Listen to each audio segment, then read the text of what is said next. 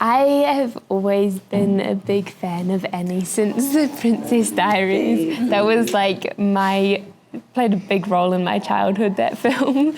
So I think that, or like starstruck kind of feeling, really lended itself to the relationship between Eileen and Rebecca, because Eileen is in awe of Rebecca. She is starstruck, and when I first met Annie, I was like, ugh. Bow down, so the queen. and silly. But thank you so much for that. That's an amazing thing to hear and a very complicated thing to process on camera.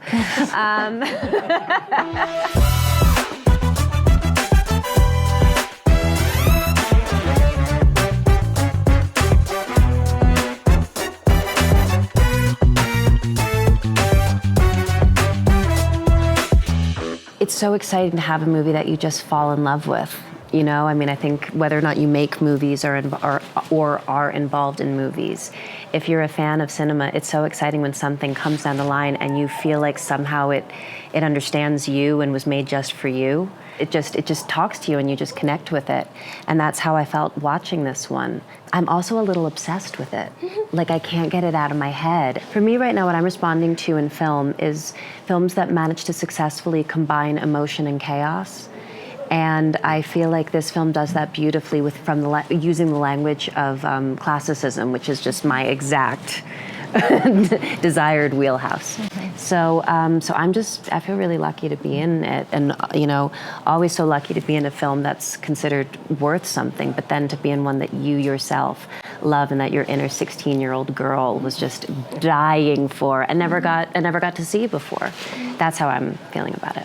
You know, and I was really up for the challenge of trying. I'm real curious when I see stuff on screen that works.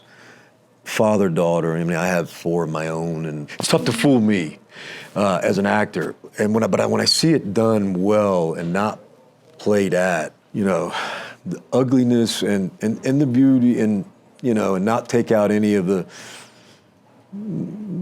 tough things that you'll see that he says to her. And he doesn't mean it to be like, around the fireplace. He just says it, So that was, I think, the challenge. The trap is to try to force, in my humble opinion, try to force things, go hang out, go do, I remember talking to De Niro about him and Foster when I worked with Bob, and I said, how did you, because I was coming into this thing, and he said, I never pushed it. We would just go have breakfast.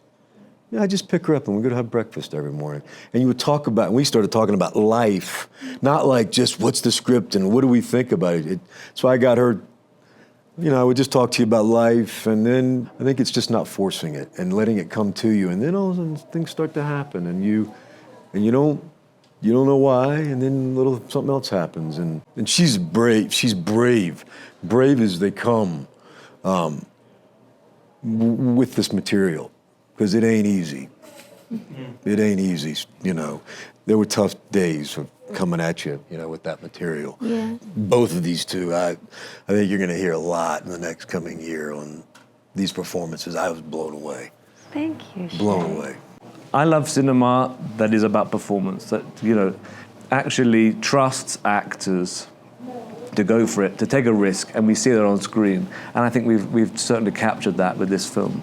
It's hard to sum it up because I'm really open to people's interpretation. I mean, I know what I feel it is, and I could say that, what attracted me to this was that it was a very dark love story, but that really is just one strand. I think everybody here probably has a different takeaway from the film. Yeah. I think it's quite an elusive film because there are so many different takeaways from it, and it means, like you said, something different to each person, so many different themes. For the screenplay, we knew that we needed to tell the essential story in the most visually interesting way appropriate to the story. And the scenes that we captured, we did a pretty faithful adaptation, wouldn't you say?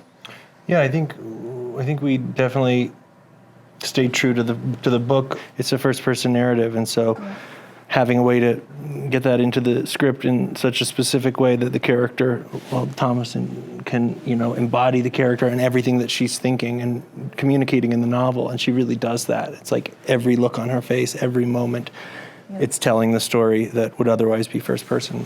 Ottessa's amazing novel.